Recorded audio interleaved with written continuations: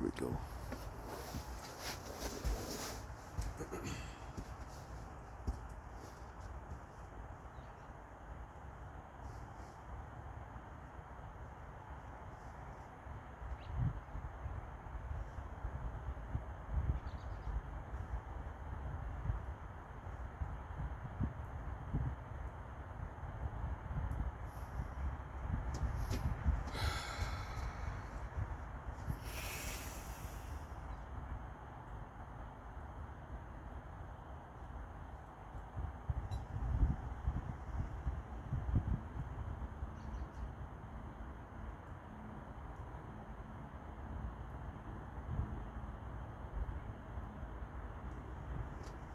Welcome back to another episode of Path 7. It's been a while, probably like 4 to 3 months, but during my time and my journey, I've been finding myself through a lot of different means and options. I've been sleeping in my car for a little bit, actually, just because I've been trying to cultivate a new space without too many limits and rules that don't help me grow. So as it's saying that, it's been an interesting time. I'm still unemployed for the moment, but I'm still laboring and working for God. So it's been a journey. Upon that journey, I just been figuring out a lot more things that like need to be in perspective and need to kind of be like, oh, so it's a thing. But as everything in life, you take your time with it, and as you take your time, it'll grow, it'll develop into what it's supposed to be. So you just gotta be patient with things. The more you try to rush the process, the harder things get. So, when you're on this journey, don't judge the journey. Just be here for the moment, and the moment will find its own truth. And inside of that, the more you can find yourself not forcing things, but flowing through things and allowing things to be what they are, the easier life will become. So, as it's saying that, it's easier to be aware of things that aren't real versus the things that you actually put upon yourself to grow. So as it's saying that, if you can allow things to be what they are, it's easier for things to work in your favor, because you're not creating from a palette that is empty or a palette that's not yours. You're creating from your own cauldron, your own holy grail, your own cup. So when your cup begins to overflow, learn how to not limit the creativity that comes from it, and at the same time not allow it to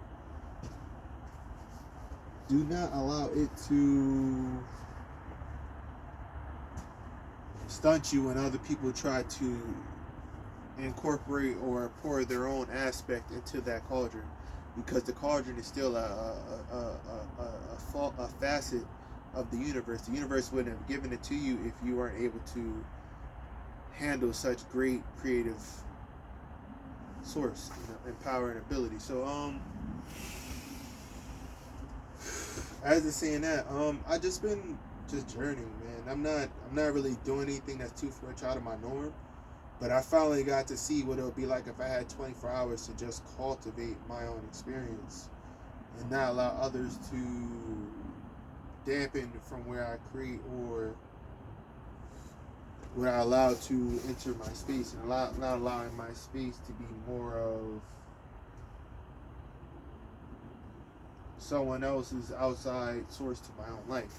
So these things take time, and as time comes and goes, you have to be willing to, how do you say it?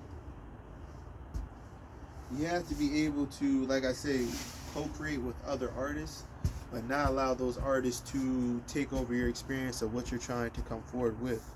So the more you can, find space for things that work for you, the easier things will be. But like I say, when you're working with so many different artists that are still within their own, they're still trying to figure it out. And with me already having it figured out, it's easier for me to just observe what other people are doing without placing too much of what should, could, or maybe is. It's easier to allow things to be what they are rather than try to force things to be what they're not. as in what is, you're in the physical body. You have to breathe. You have to eat. You have your hierarchy of things that you need to work through and from. So as you're examining what's going on around you, you can kind of easier see who's trying to influence your dream. And as people are trying to influence your dream, you never fight the dream. You just take your time and kind of put things into perspective of how much control you have, and it puts more onus on you to release other people's judgment or aspect upon what they believe that you are. Because no one is, no one, we just are. So as it's saying that, it's not more of, oh, I should do more. It's I should find ways of healing my nervous system and my circadian rhythm so I can actually get rest. And then while I'm at rest or while I'm at work or while I'm laboring, my body is still calm enough to not over insinuate a situation that it's not real. It's not, you know what I mean? It's more emotional rather than being actually real. Because emotions are visitors. They're never something that stays with you. They come and they go. So as it's saying that, why would you attach to something that is only visiting or stopping by? Everything is supposed to be not experience, but to give you knowledge of how things are always changing around you. So as it's saying that, we're not looking for people to co-create with us. We're looking to understand how many people have a hand in our goblet and how many people are drinking from our goblet. If not drinking from our goblet, maybe poisoning our goblet so we can't get the, or not goblet, our holy grail, so we can't get to the drink that we're destined to drink from. So as in being in the moment, it's never for you to take onus of it. It's just be aware of everything that's going on around you, because everyone plays from a different sector of life, a different perspective of what's going on around us. Just like the movie, I can't think of it, but it was like a crime happened and all these different people are part of it, and they got to see from a different perspective of what is, what was, and how it all works out. So as to saying that, it's very interesting to co-create with life and be in a space where you don't have to really work hard, but you allow people to do them. Like, I'm never here to try to control anything. I'm here to just see where we're starting from, and from where we're starting from, how to co-create and kind of help things grow in a more skillful way, rather than being in a spot that comes and goes, and as it comes and goes, you lose yourself upon that. So it's a thing, but why make something harder than it needs to be? Everything has proper placement and everything, and as in proper placement, you're not here to make life hard. You're here to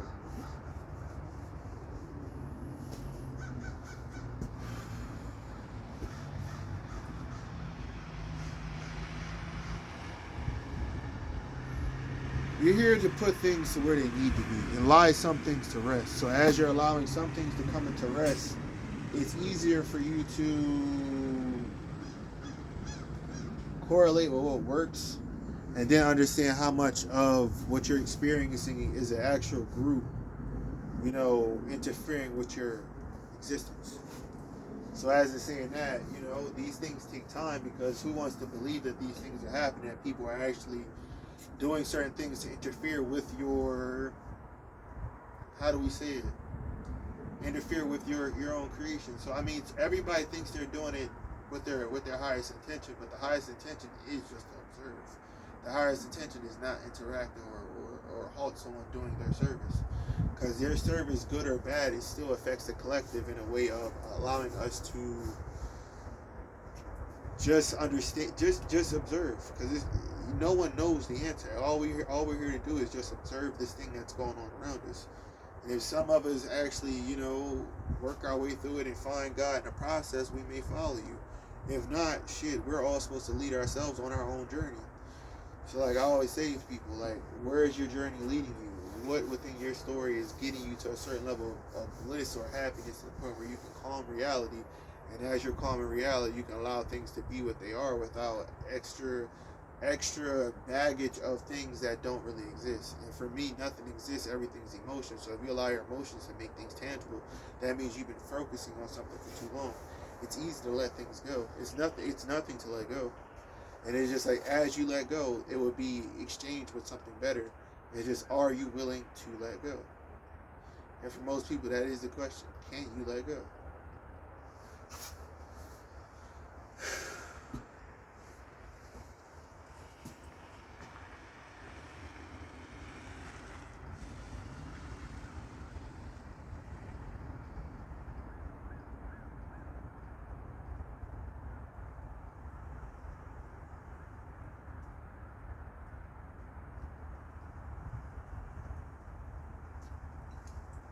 More times than not, things are more emotionally implied to you rather than them being truth. And if they were truth, no one would have to come up with the entire system and groups to make you believe that it's true. So that's why I tell people, the more you can just sit back and observe things, the easier life will become. And if you can observe things from an unbiased perspective of like, what other people do does not have anything upon you. And when you attach to other people and with their labor, you become someone who has to take on their labor. That's why I tell people, learn how to just observe and see things from an unbiased perspective rather than attaching to things and trying to make those things seem like they work for everybody. Because for me, I don't really need anything, but life is always trying to sell me an experience that I don't want to be a part of. So then when I tell people this, they're like, oh, you want death. It's not that I want death. I am death. I'm an embodiment of death. But what I'm looking for is to live. And how do you live without going through the process of change and the process of evolution? And this is what you say to people, but they don't really understand what you're saying because they're looking for things to always look a uniform way, everything to be a certain way. And it's like, it doesn't have to be that way because the more you try to force it to be that way, the harder you make life. And if you make life that hard, how can you walk through things that are supposed to be easily transitioned for you if everybody else is still hoping that you have the same transition period as everybody else? It doesn't work that way. So how do you explain that to people other than just doing you? Because nothing that you do should affect others. Everything you do should be affecting you and the entity, your higher self, the alien, whatever you want to call it. But I'm just looking for myself within myself. I'm not looking for anybody outside of myself. And everybody who understands that is like, yo, you're trying to find the greatest mirror for you. I'm like, yes, I'm trying to align with the version of me that helps me get to certain levels of me without any interference with the outside experience. Meaning, the more work and the more identifying I do on myself, the more I can see myself in this outer world, this outer experience, and everybody will see me not as a friend, but just as a reflection of themselves, because that's all I am, is a reflection of you. And that's what makes life so beautiful, because you're not anything, you're not anyone, you're everything experiencing itself through one vessel. And that takes so much onus on belief of something higher than yourself, but most people can't get higher than themselves because their ego allows them to be trapped in a body. So then when you don't honor those animalistic parts of yourself, you make life hard. Never do that. Like I said, during the winter, all I want to do is sleep, eat, maybe play video games a little bit. Other than that, just study. Study myself, study the universe, study everything that's going on around me. But I know one way and how I'm going to perceive reality is from my perspective and not anybody else painting on my canvas. Because if someone starts to paint on your canvas, you lose yourself and you become whatever everyone wants you to be. Why rush a situation where there's 24 hours in a day and you're only getting to the first 12? And of that 24 hours, the 12 you've been up, you were supposed to be sleeping for 8, so you've only been conscious for 4 hours. And that's by natural science. That's not me saying anything. That's law. The body's supposed to get 8 hours of sleep. So if you're not getting 8 hours of sleep, how much are you profusely sweating to get those bad endorphins out the body so you can actually have a brand new experience? Most people aren't willing to do those things, and they get mad when other people are willing to, or other people are able to do that kind of work. And I'm like, this isn't a selfish job. This is a job in which you have to relinquish yourself and serve something greater than you. How do you serve something greater than you if you're not willing to release the parts of yourself that cared about the expectations of others? And at that point, it's I don't want to do this, but it's scary, and it's just like the attachment to it. And I'm like, but the attachment is what causes the suffering. So if you're not ready to let go of the suffering, how can you lead to something better? How can you experience something outside of self that's going to actually lead you to something that you want to go towards? And that's what you try to explain to people. What is it that you want to go towards? What is it that you're aiming for that's going to not accelerate but enhance your meditation? What of your meditation is going to bring you to that level where you're co-creating with yourself? You know you're co-creating with yourself, and at the same time, as you're co-creating with you, are you able to turn that experience inside out and actually have everyone experience themselves? And it's just like, damn, well, are we all children, like literally playing with our private parts, but not really our private parts, but that meridian to actually like create our goblet, or if not our goblet, but our, what is it, our holy grail. So then at that point, maybe my whole experience is to stay within that adolescent state, understand my sacral chakra and actually work upon it. But how do you not attach to the sacral chakra and get past it and keep climbing it to the point where you can get to the heart space and actually live unconditional love as an avatar? It's hard. It's hard. They knew you was gonna come back smart. They were like, boy, if you were anywhere else, you were not supposed to,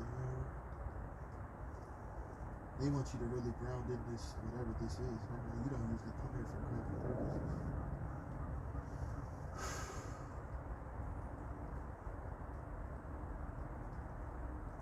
So they must have been able, right, to apologize for everything they've been doing, so you should have. That's good look.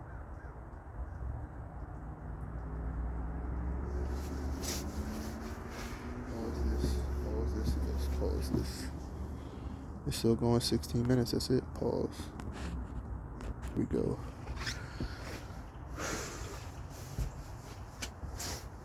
I'm back. I had to take a quick little walk just to remember and remind myself that this world is bigger than the world that I'm experiencing right here, around and going around me, occurring around my space. So during my walk, I hit a certain point of the meditation where I really realized that I don't think that we should label anything the spiritual realm.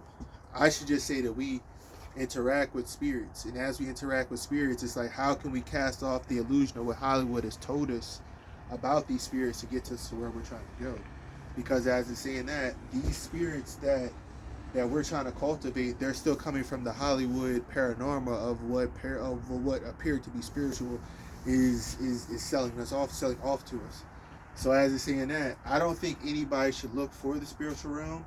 I think you should just connect to your inner child. Your inner child's memories of what things once were or what things are will bring you to your place of abode. And as it's saying that, I think that's all you should worry about. I don't think you should ever worry about trying to be spiritual, anything of it. I think you should just connect to your inner child. Because the more you connect to your inner child, the easier life will be.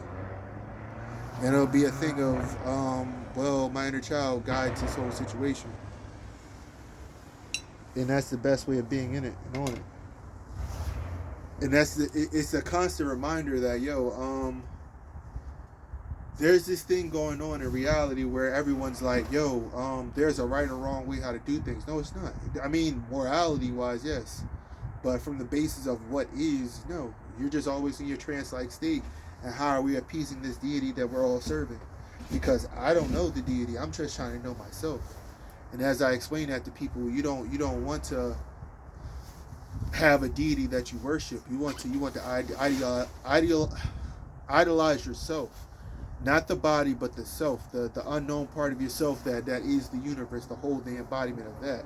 Once you actually try to, how do you say it, cultivate an entity or try to give the entity a shape, that's when your ego takes over. So am I a devotee of Hanuman and a lot of that Hindu pantheon? I love them, but I know there's still aspects of the entire pantheon of what we call gods, which is still the ego just giving itself a personification that it can be not worship, but it can tell its story to, or from more of a human based process of, it's like, that makes sense. I'm like, but it's not. You're not doing it to make sense. You're doing it to make everything find its own flow for you. Because when things are flowing, it's easier for people to understand the life that we're trying to co-create. And the life that we're trying to co-create isn't just for self; it's for everyone. Just to find that equilibrium between what is and what's not. And what is, nothing is, but then it is what's not. Anything that's not of your preference. So is it a simple fact that like anything that's not is something that you dislike, or is it just something what is not is just the aspects of self that you've released and those attachments that bring you to, I guess, a higher aspect to find the self again. Interesting. And I'm just letting energy out. Like people think that like I'm trying to give some great prophetic. No, I'm transmuting so much lower vibrational, like fear-based realities, and people putting blocks and finances on that. All I can do is sit in one spot and keep elevating my spirit, so I can get past the things that once were roadblocks for my own ascension towards my soul. And like I said, it's really just being honest with yourself. Because the more honest you are with yourself, the easier life becomes. And it's just figure out how to find the inner child, and as you find the inner child, find ways of connecting to that inner child without too much interruption from outside forces.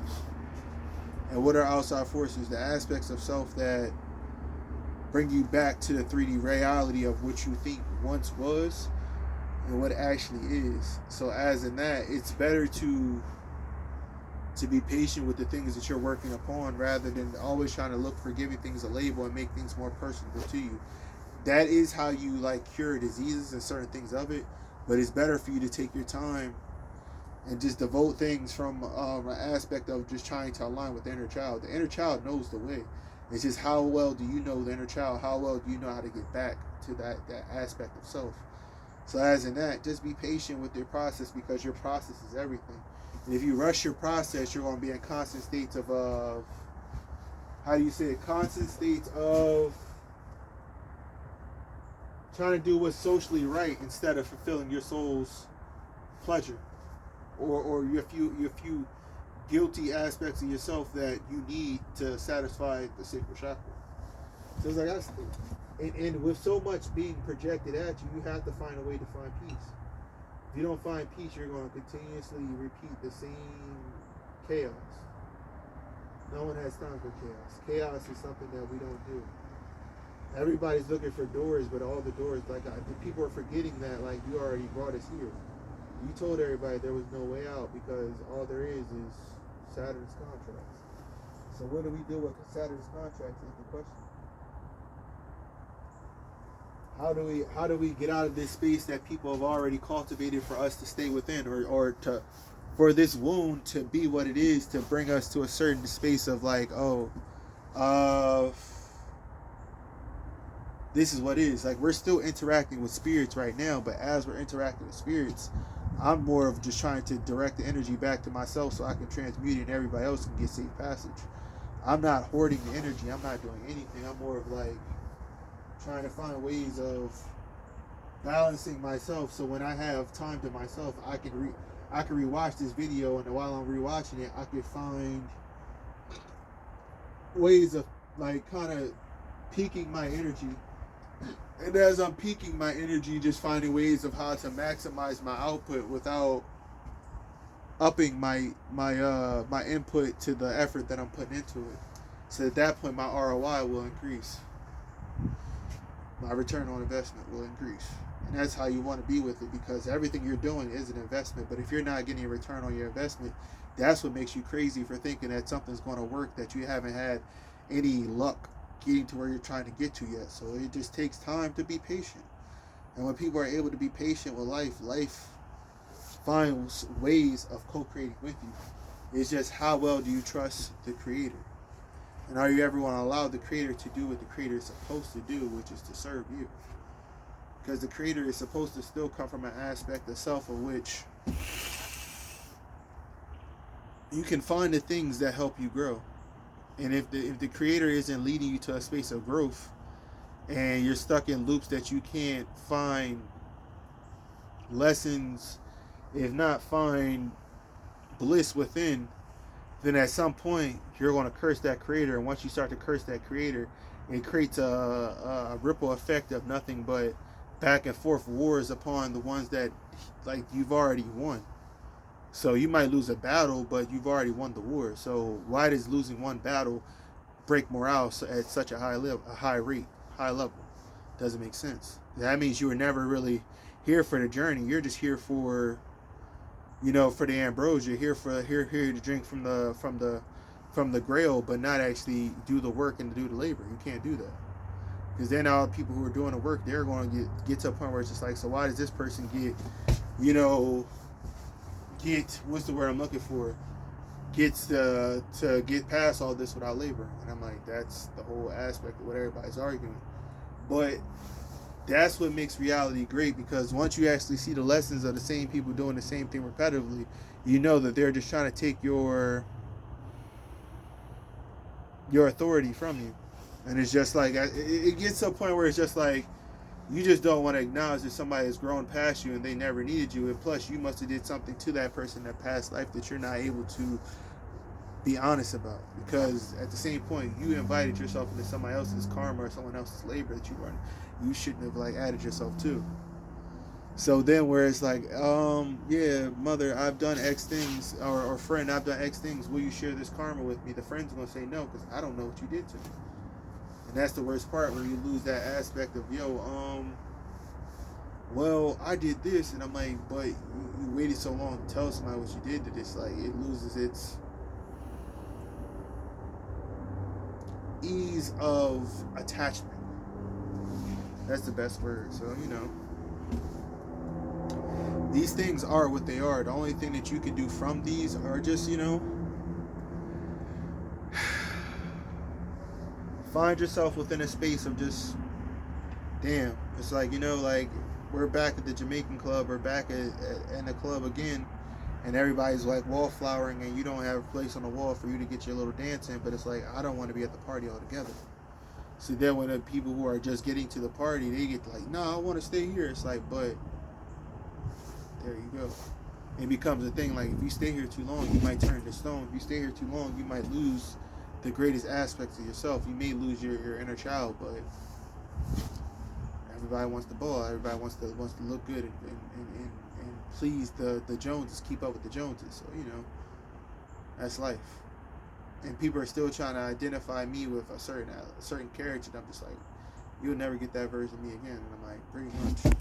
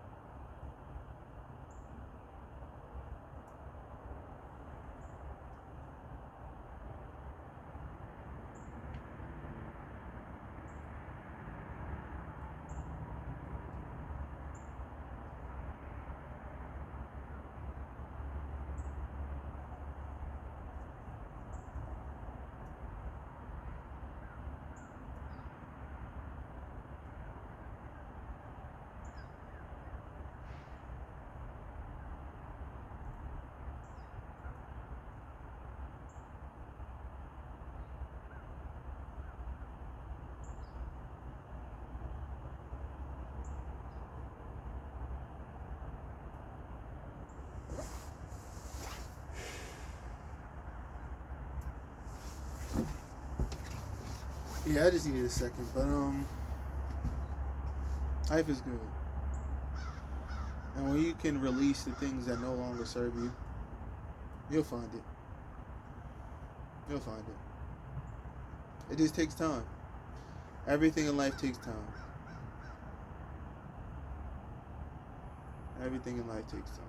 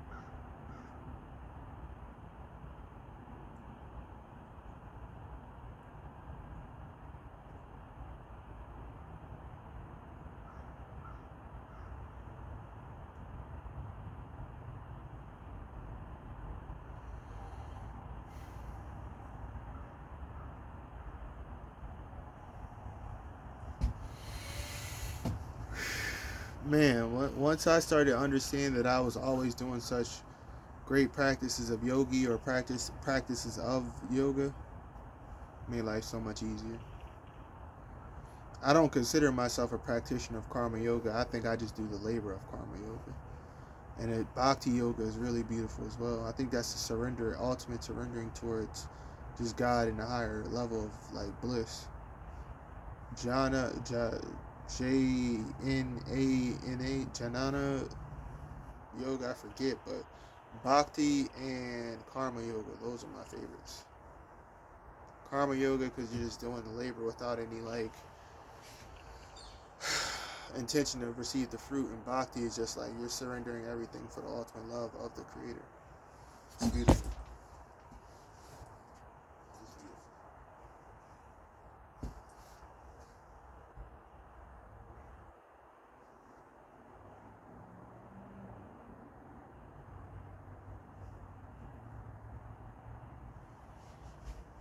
Hmm.